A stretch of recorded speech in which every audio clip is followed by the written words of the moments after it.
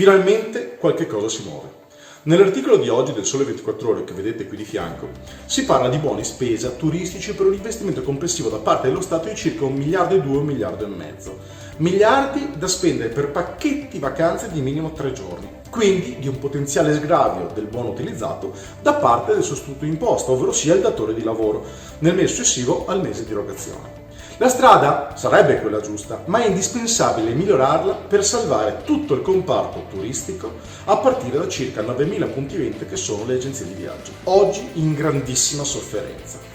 Dove si potrebbe migliorare la proposta pubblicata dal Sole 24 Ore? La possibilità di sgravio o di detrazione dovrebbe essere possibile solo ed esclusivamente se la prenotazione fosse effettuata presso il mondo delle agenzie di viaggi.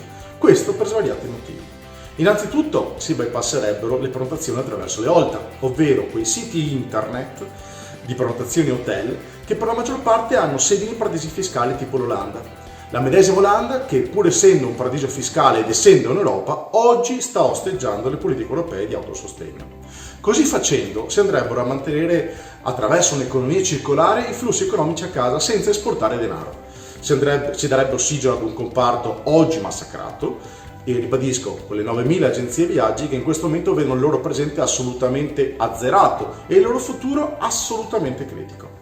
Gli effetti psicologici infatti di questo periodo sono tutti quanti da decifrare, non sappiamo ancora esattamente cosa succederà e cosa la gente farà alla fine del lockdown, non sicuramente correrà a prenotare vacanze. La detrazione fiscale, solo per le prenotazioni di agenzia, offrirebbe ai clienti la professionalità certificata di professionisti del settore, eliminando tra le altre cose la sleale e non controllata dallo Stato concorrenza degli abusivi.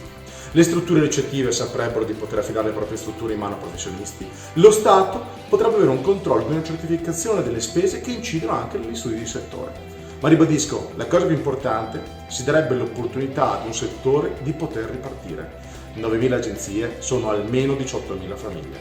Diamo una mano a questo mondo.